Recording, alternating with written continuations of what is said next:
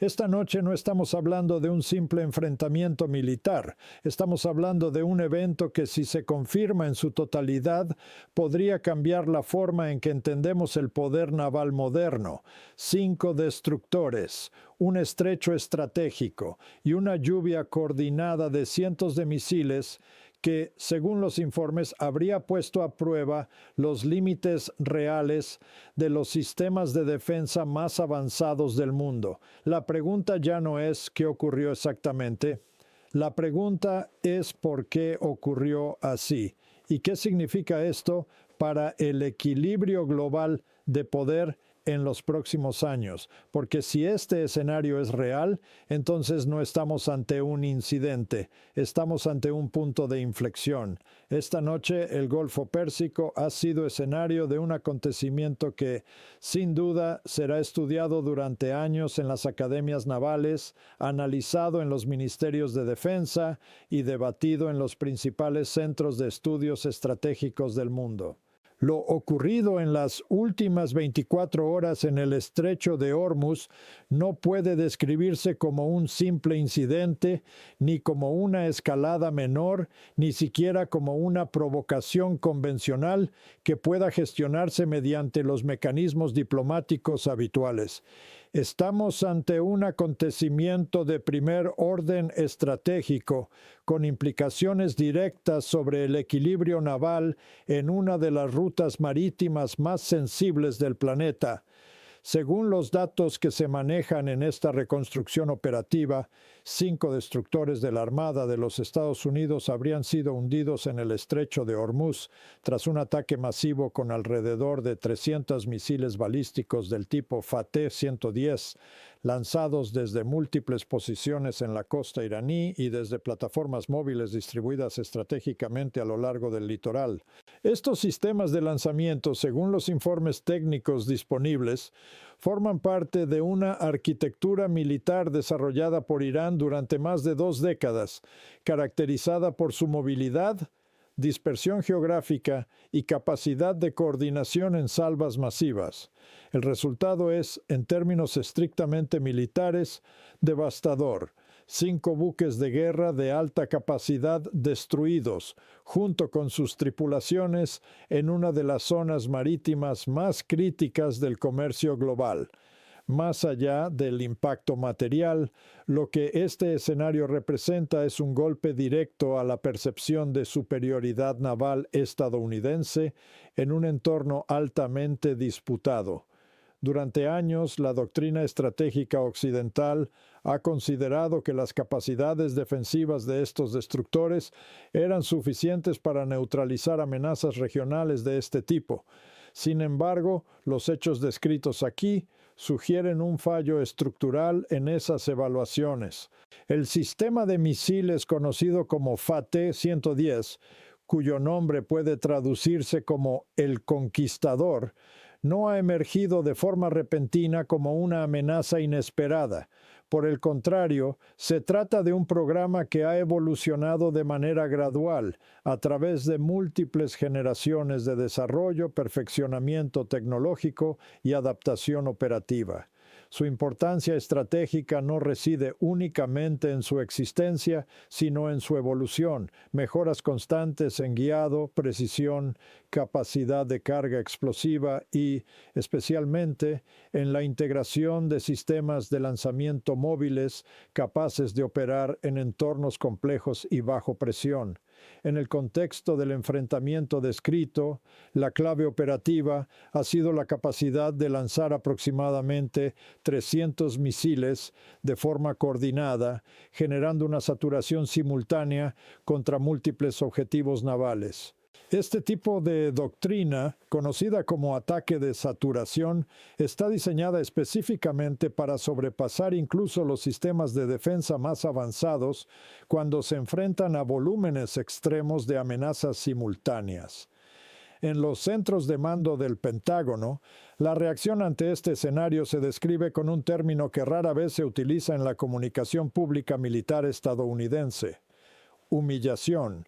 no en el sentido político o retórico habitual, sino en el sentido operacional más estricto, la pérdida simultánea de unidades estratégicas de superficie frente a un adversario que hasta ahora era considerado contenible dentro de los parámetros de disuasión existentes. Este tipo de evento no se interpreta como una simple derrota táctica, se interpreta como una falla sistémica de los supuestos estratégicos que han guiado la planificación naval en la región durante años. Lo más relevante, sin embargo, no es únicamente lo ocurrido, sino la forma en que ocurrió. El ataque, según esta reconstrucción, no fue improvisado. Fue el resultado de una planificación prolongada por parte de unidades de inteligencia y análisis militar que habrían estudiado patrones de navegación, rutas predecibles y limitaciones operativas propias del tránsito en el estrecho de Hormuz. Este estrecho, por su propia geografía y su importancia comercial, impone restricciones naturales a los movimientos navales. Los buques no pueden maniobrar libremente, deben seguir corredores definidos, tiempos específicos de tránsito y protocolos de seguridad que paradójicamente también los hacen más predecibles. Esa previsibilidad, según los analistas, habría sido explotada con precisión por los planificadores del ataque. El resultado final es un escenario en el que una formación naval completa habría sido atacada en un momento de máxima vulnerabilidad operativa, con una coordinación de fuego diseñada para maximizar el impacto y minimizar la capacidad de respuesta defensiva. A partir de este punto, las implicaciones trascienden el ámbito militar inmediato. Lo que está en juego no es únicamente la pérdida de activos navales, sino la credibilidad de la arquitectura de disuasión que sostiene la presencia estadounidense en el Golfo Pérsico. Para los aliados regionales de Washington, este tipo de evento obliga a una reevaluación urgente de sus propios supuestos de seguridad. Para los mercados energéticos, introduce una prima de riesgo estructural que no desaparece con la desescalada diplomática. Y para la comunidad internacional, plantea una pregunta incómoda pero inevitable. Si este escenario es posible bajo condiciones reales de combate, entonces, ¿qué significa exactamente la superioridad naval en el siglo XXI?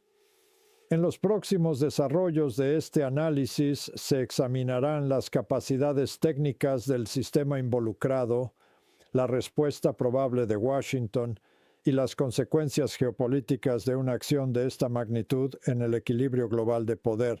Por ahora, lo único claro es esto: el estrecho de Hormuz ya no puede entenderse bajo los mismos supuestos estratégicos que han dominado las últimas décadas.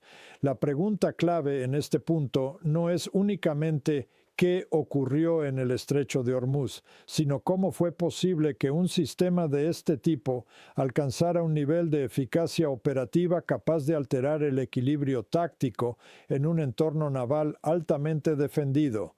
La atención se centra inevitablemente en el sistema de misiles Fateh 110 y sus variantes más avanzadas.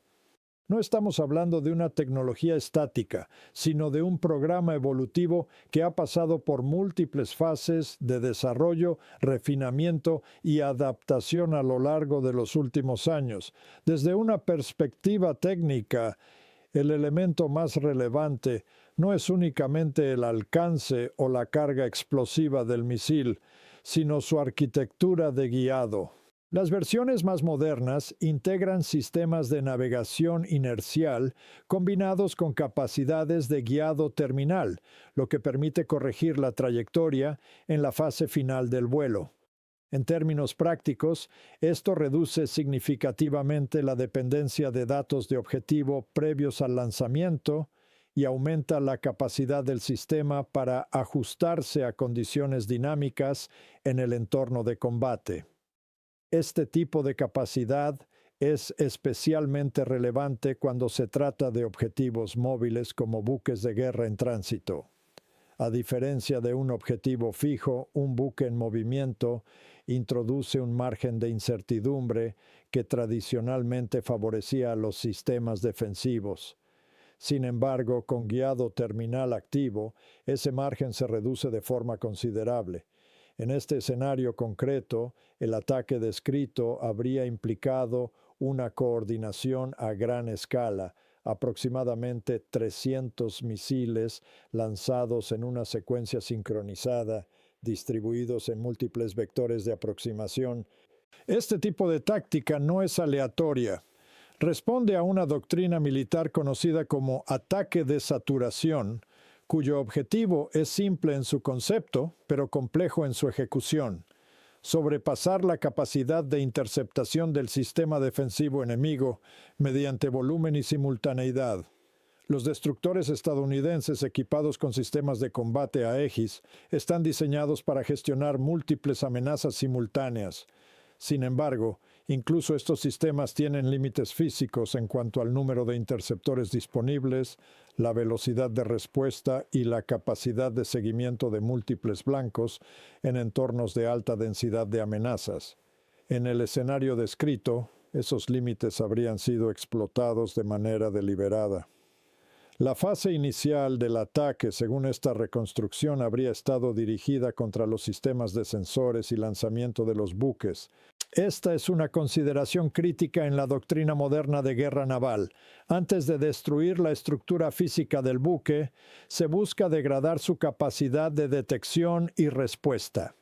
Sin radares operativos y con sistemas de lanzamiento comprometidos, la capacidad defensiva del buque se reduce de forma significativa en cuestión de segundos. A partir de ahí, la segunda oleada del ataque habría estado enfocada en el impacto estructural directo, con el objetivo de maximizar el daño en puntos críticos del casco y las zonas de ingeniería.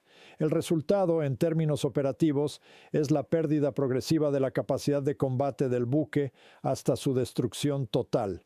Desde una perspectiva estratégica, lo más relevante no es únicamente el resultado final, sino la secuencia de eventos que lo hacen posible: saturación inicial, degradación de sensores, consumo de interceptores y colapso de la defensa de punto.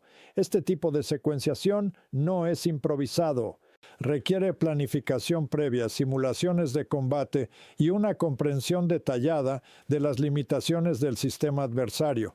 En paralelo, el elemento logístico del ataque también merece atención. La capacidad de lanzar 300 misiles en un periodo de tiempo reducido implica una infraestructura de lanzamiento distribuida, compuesta por sistemas móviles terrestres, posiciones costeras fortificadas y plataformas de lanzamiento preposicionadas. Esta dispersión tiene un propósito claro: reducir la vulnerabilidad a ataques preventivos y aumentar la resiliencia del sistema de lanzamiento. En términos militares, lo que se observa es una arquitectura diseñada no solo para atacar, sino para sobrevivir a un entorno de alta presión operativa. Desde la perspectiva de Washington, este tipo de escenario plantea una serie de problemas estructurales. El primero es la evaluación previa de la amenaza. Durante años, las estimaciones de inteligencia han clasificado este tipo de capacidades como riesgos manejables dentro de los márgenes existentes de superioridad tecnológica. Sin embargo, los resultados descritos aquí sugieren una posible brecha entre la evaluación teórica y la realidad operativa. El segundo problema es de naturaleza doctrinal. Los sistemas de defensa naval estadounidenses están optimizados para gestionar amenazas escalonadas o limitadas, no necesariamente ataques de saturación masiva en entornos geográficos restringidos. El estrecho de Hormuz, por su configuración, amplifica precisamente este tipo de vulnerabilidades: canales estrechos, rutas de tránsito obligadas y limitaciones en maniobra táctica. En conjunto, estos factores crean un entorno en el que incluso sistemas avanzados pueden ver reducida su eficacia bajo condiciones extremas. A esto se suma un tercer elemento, igualmente relevante: la capacidad de coordinación del ataque. La sincronización de múltiples salvas desde distintas direcciones implica un nivel de mando y control que va más allá del simple lanzamiento de misiles. Implica comunicaciones seguras, planificación temporal precisa y una integración efectiva entre unidades dispersas geográficamente. Desde el punto de vista analítico, este es quizá el aspecto más significativo del escenario descrito. No es únicamente la existencia del arma, sino la madurez del sistema operativo que la emplea. En las siguientes secciones de este análisis se abordará la respuesta estratégica de Washington, así como las implicaciones más amplias para la estabilidad regional y el equilibrio global de poder. Por ahora, lo que queda establecido es un punto crítico. La guerra naval contemporánea ya no puede interpretarse únicamente en términos de plataformas individuales, sino de sistemas integrados de ataque y defensa en entornos de alta densidad y alta velocidad de decisión. La fase de ejecución del ataque en el estrecho de Hormuz, tal y como se ha reconstruido, no puede entenderse sin analizar con detenimiento la lógica operativa que lo sustenta. No se trata de un evento aislado, sino de la culminación de un proceso de planificación militar prolongado en el que cada variable, geografía, inteligencia y sincronización de fuego, ha sido calculada con precisión. El momento elegido para la ejecución es especialmente relevante. Las primeras horas previas al amanecer suelen presentar condiciones operativas complejas para la defensa naval, visibilidad limitada, fatiga de sistemas y patrones de navegación relativamente estables. En este contexto, una formación naval en tránsito por el estrecho de Hormuz se encuentra sometida a restricciones estructurales que reducen su margen de maniobra. Según esta reconstrucción, fue precisamente en ese intervalo cuando se activó la ventana de ataque. Los sistemas de vigilancia, incluyendo radares costeros de largo alcance y plataformas aéreas no tripuladas, habrían confirmado la posición exacta de los objetivos antes del lanzamiento. Este nivel de seguimiento continuo es un elemento clave en cualquier operación de alta precisión, ya que reduce la incertidumbre en el momento de la decisión de fuego.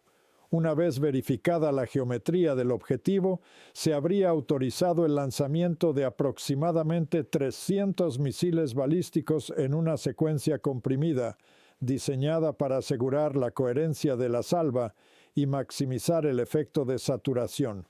El concepto operativo detrás de esta decisión es sencillo en teoría, pero extremadamente exigente en la práctica.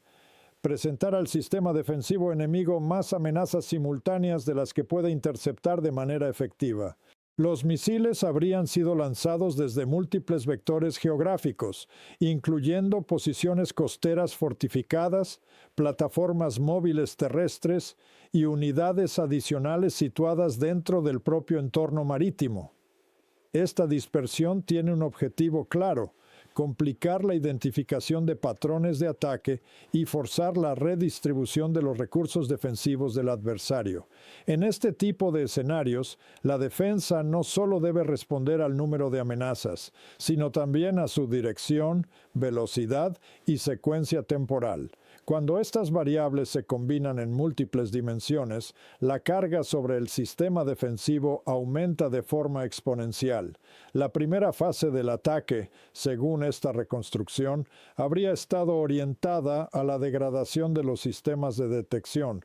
Esto incluye radares de seguimiento, sensores de alerta temprana y capacidades de designación de blancos.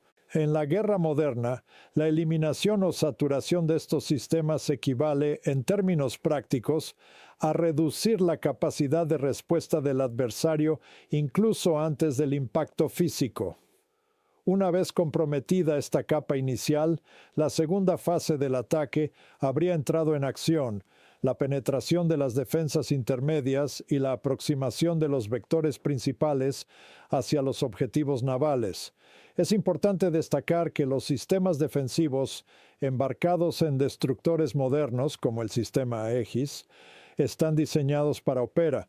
Desde una perspectiva de mando y control, la sincronización de estas unidades requiere una arquitectura de comunicaciones robusta, con capacidad de mantener coordinación precisa bajo condiciones de interferencia electrónica y presión operativa. Este elemento es fundamental para entender la dimensión del escenario descrito.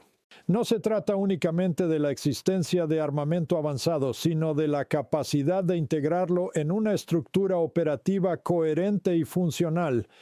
Para los planificadores estratégicos en Washington, este tipo de desarrollo plantea una serie de implicaciones doctrinales. La primera es la necesidad de reevaluar los supuestos sobre los que se ha basado la superioridad naval en entornos restringidos como el Estrecho de Hormuz. La segunda es la limitación inherente de los sistemas de defensa diseñados para amenazas escalonadas frente a escenarios de saturación masiva y simultánea. La tercera, quizá más relevante, es la creciente importancia de la integración entre inteligencia, vigilancia y capacidad de respuesta en tiempo real. En el contexto actual, la ventaja no reside únicamente en la calidad individual de los sistemas, sino en la capacidad de coordinar múltiples capas de defensa y ataque dentro de ventanas de decisión extremadamente reducidas. En las próximas secciones de este análisis se abordará cómo este tipo de capacidades redefine el equilibrio estratégico en la región del Golfo y qué implicaciones tiene para la estabilidad del sistema internacional en su conjunto. Por ahora, el elemento central que emerge es claro. La guerra naval moderna ya no se decide únicamente en el momento del impacto, sino en la arquitectura previa que determina quién puede ver, decidir y actuar con mayor rapidez bajo condiciones de saturación extrema.